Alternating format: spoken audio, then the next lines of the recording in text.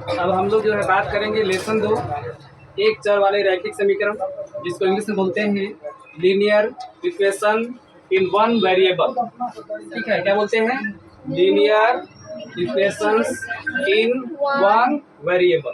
ठीक है, अब जो है यह पहला वीडियो है लेसन 2 का, एनसीईआरटी क्लास 8 मैथमेटिक्स से है, और यह जो है यह ओल्ड किताब से लिया गया है, जिसको इंग्लिश में बोलते हैं ओल्ड इज गोल्ड।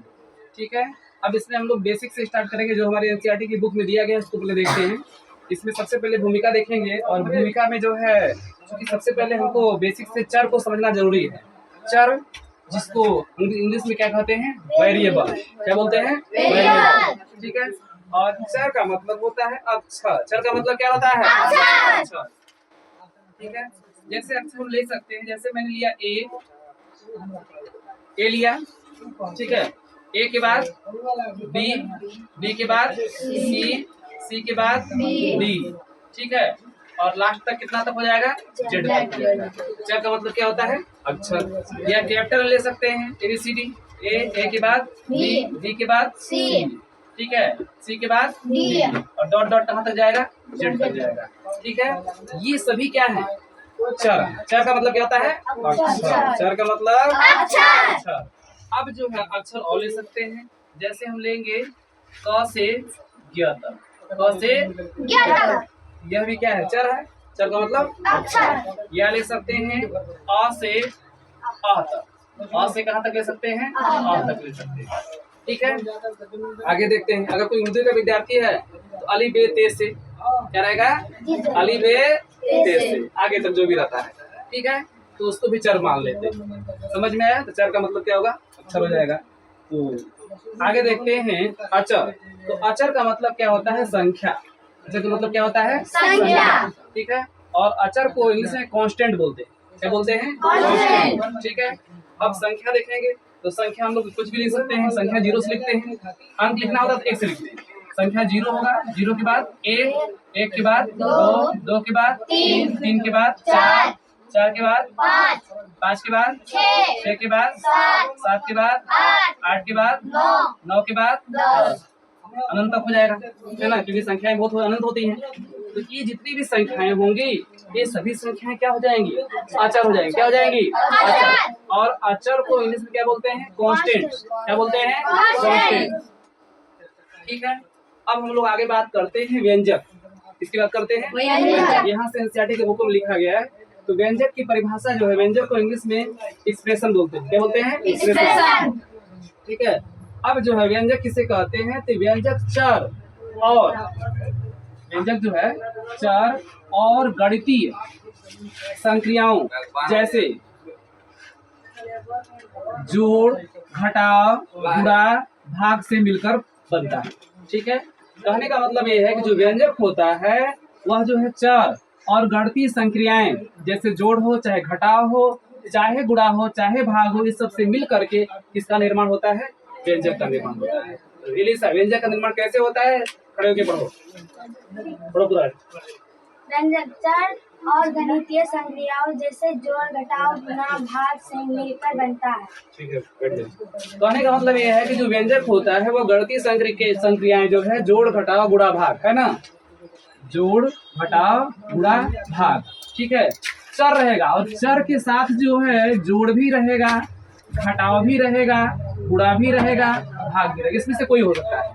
तो अगर चर के साथ ऐसा मिलकर बनता है तो उसी को बोलते हैं व्यंजक। जैसे हम लोगों ने पहला लिखा 2x + 3, है ना? 2x + 3, ये हमारा क्या है? व्यंजक है। क्या है? व्यंजक। ठीक है, अब इस व्यंजक में ध्यान से देखेंगे, 2 के साथ x का क्या किया गया? गुणा किया गया है। और चर का मतलब क्या होता है? अक्षर। अक्षर क्या है? x। संख्या क्या है? 2 है। तो इसका इसमें क्या किया गया? 2 के साथ x का गुणा करेंगे तो क्या होगा? 2x, और 3 क्या किया गया? जोड़ा गया है। इस जो राशि है इसको ध्यान से समझने की कोशिश कीजिए। 2x + 3, ठीक है? तो 2x + 3 इसको देखेंगे तो 2 में x का गुणा करेंगे, और 3 क्या किया गया है? जोड़ दिया गया है। इस प्रकार से इसमें गुणा भी है और प्लस भी है। तो यह राशि कैसी हो गई? व्यंजक। क्या हो जाएगी? व्यंजक। 2x + 3 क्या हो जाएगा? व्यंजक हो जाएगा। इसी प्रकार आगे देख सकते हैं, जैसे हमारा अगला है 5x। यहाँ देखिए 5x, तो 5x में क्या होगा कि 5 में x का गुणा किया गया है, गुणा का चिन्ह छुपा हुआ है, तो 5 गुणे x बराबर 5 है। ठीक है, ये गुणा है, इस गुणा की संक्रिया है, ये भी क्या हो जाएगा, व्यंजक हो जाएगा। इसी प्रकार 2x माइनस 3 में देख सकते हैं, 2 के साथ x का क्या किया गया है, गुणा किया गया है, y का 3 को क्या किया गया है, घटाया गया है।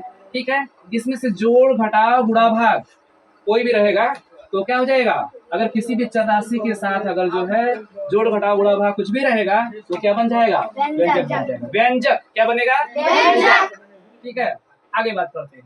जैसे 2x प्लस 3 है तो 3x प्लस वाई है, तो 3 के साथ x का गुणा किया गया है ना, 3 गुणे x प्लस वाई, तो गुणा है और जोड़ है। इसमें देखेंगे 2 के साथ x और y का गुणा किया गया है, 5 जोड़ा गया है। यहाँ x y z का आपस में क्या किया गया है, गुणा किया गया है। ठीक है, इसमें भी देख सकते हैं x में y में z का गुणा किया गया है, फिर इसके साथ x जोड़ा गया है, फिर इसके साथ y जोड़ा गया है, इसके साथ z जोड़ा गया है। इसका मतलब सभी क्या है, व्यंजक है। ठीक है, व्यंजक में क्या है कि चर के साथ जो संक्रियाएं हो जाएंगी, जोड़ घटाव गुणा भाग कुछ भी दिखाई देगा वो हो जाएगा क्या, व्यंजक। चर का मतलब अक्षर, उसमें अक्षर रहना क्या है, जरूरी है। ठीक है, एक्स स्क्वायर प्लस 1 है, एक्स अक्षर है ना, इसके साथ 1 जुड़ा गया है। इसके बाद y प्लस वाई स्क्वायर है ना, ये भी क्या है, व्यंजक हो जाएगा। क्या हो जाएगा, व्यंजक। y है, y के साथ वाई स्क्वायर क्या किया गया है, जुड़ा गया है। अब यहाँ पर देखिए, यहाँ पर भाग की प्रक्रिया दिया गया है, एक्स स्क्वायर बटे 4 प्लस 4, एक्स स्क्वायर में 4 का क्या किया गया है, भागा। ठीक है, भागा का मतलब बटा, भागा मतलब बटा का मतलब भागा। ठीक है, एक्स स्क्वायर बटे 4 है, ये भाग में दिखा गया है ना, एक्स स्क्वायर बटे 4 का मतलब एक्स स्क्वायर में 4 से क्या किया गया है, भागा दिया गया, और इसके साथ 4 क्या किया गया है, जोड़ा गया है। इस प्रकार से ये हमारा सब क्या प्राप्त हो गया, व्यंजक हो गया। ठीक है, व्यंजक समझ में आया। अब समीकरण समझने की कोशिश करते हैं, व्यंजक और समीकरण में क्या अंतर है। ठीक है, difference between expression and equation, understand. तो there are only one difference, तो equation value is equal to but expression value is not equal to, understand. कहने का मतलब ये है कि समीकरण में मान बराबर होते हैं जबकि व्यंजक में मान बराबर नहीं होते हैं। ठीक है, यानी कि समीकरण के लिए मान का बराबर होना क्या है, जरूरी है। ठीक है, जैसे यहाँ लिखा गया है कि 5x बराबर 25, व्यंजक से ही समीकरण बनेगा, व्यंजक से ही क्या बनेगा, समीकरण बनेगा। तो यहाँ पर हम लोग क्या ध्यान देंगे कि 5x बराबर 25, 5x बराबर 25। ठीक है, तो 5x के साथ 25 का गुणा, 5 के साथ x का गुणा किया गया, 25 के बराबर हो जाएगा। तो 5x बराबर 25 बराबर अगर लिखा रहेगा, यानी व्यंजक को अगर हम बराबर में लिख देंगे क्या बन जाएगा, समीकरण। ठीक है, तो 5x बराबर 25। यहाँ देखिए 2x माइनस 3 बराबर 9 है ना, इसके बराबर क्या लिखा गया है, 2x माइनस 3 के बराबर क्या लिखा गया है, 9। ये क्या हो गया, समीकरण हो गया। ठीक है, यहाँ पर ध्यान से देखिए, समीकरण को बराबर चिन्हों का प्रयोग कब होता है, समीकरण में यहाँ लिखा गया ना कि समीकरण में क्या होता है, बराबर चिन्हों का प्रयोग होता है। यहाँ सब जगह देखिए, यहाँ भी बराबर है, यहाँ भी बराबर है ना। अब यहाँ देखिए 2i प्लस 5/2 बराबर 37/2 बराबर चिन्ह लिखा गया है, इसलिए क्या है, समीकरण है। अगर बराबर चिन्ह नहीं रहता तो क्या हो जाता, व्यंजक हो जाता। क्या हो जाता, व्यंजक हो जाता। इसका मतलब ये है कि समीकरण के लिए बराबर चिन्हों का होना क्या है, जरूरी है। निगाहें बोर्ड पर रहे। ठीक है, आगे देखो, आगे देखते हैं। यहाँ देखो 3 number, 6z plus 10 is equal to -2, मतलब 6z प्लस 10 बराबर -2। ठीक है, और यहाँ पर देख रहे हैं बराबर चिन्ह है, ये जो बराबर चिन्ह किसको बता रहे हैं, समीकरण। और अगर बराबर चिन्ह को हटा देंगे तो क्या बन जाएगा, इसका मतलब कि समीकरण के लिए बराबर चिन्ह होना क्या है, जरूरी है। आगे देखते हैं, अब आगे बात करते हैं एक चर वाले रैखिक समीकरण। ठीक है, इसको इंग्लिश में बोलते हैं linear equations in one variable. English में क्या बोलते हैं, linear equation in one variable. ठीक है, अब बात करते हैं, चूंकि हिंदी मीडियम के भले बच्चे हो लेकिन इंग्लिश भी जानते चलो।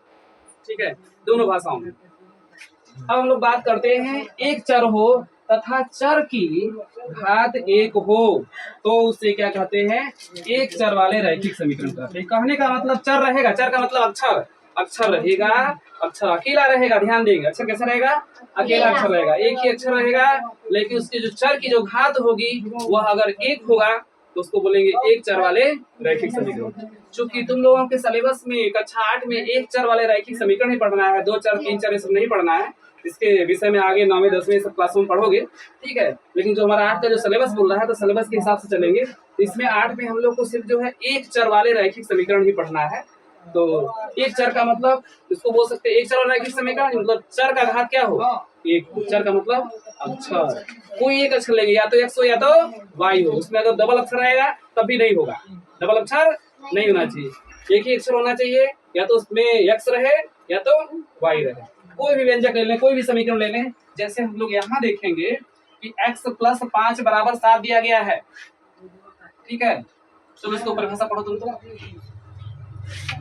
एक चर वाले रैखिक समीकरण linear equation in one variable. एक चर हो तथा एक चर की घात 1 हो तो उसे एक चर वाले समीकरण रैखिक समीकरण कहते हैं। जैसे x + 5 = 7, 4x + 7 ठीक है, यहाँ देखते हैं। यहाँ जब ध्यान से सभी लोग देखोगे, काक चेष्टा बकुल ध्यान, आगे देखते हैं। तो x जो x हमारा है, x पर घात क्या है, x क्या अकेला है ना, इसमें एगो घात है। अगर कोई जो है अक्षर, चर का मतलब क्या होता है अक्षर, अगर कोई अक्षर अकेला रहेगा यानी चर की घात अगर 1 रहेगी तो क्या हो जाएगा, उसको एक चर वाला रैखिक समीकरण बोलेंगे, ठीक है। अब यहाँ पर देख सकते हैं x के साथ तो इस है घात से लेंगे, इस गुणा से कोई मतलब नहीं है। ये भी क्या हो जाएगा, यहाँ भी इसके साथ जो है अकेला ही है x, यहाँ पर भी अकेला ही x है, इसलिए यह क्या हो जाएगा, एक चर वाला रैखिक समीकरण हो जाएगा। कुछ और उदाहरण लेकर समझने की कोशिश करें। जैसे लिख दिए 2y + 6 = 8, ऐसे लिखा गया है। तो यहाँ पर चर क्या है, y है।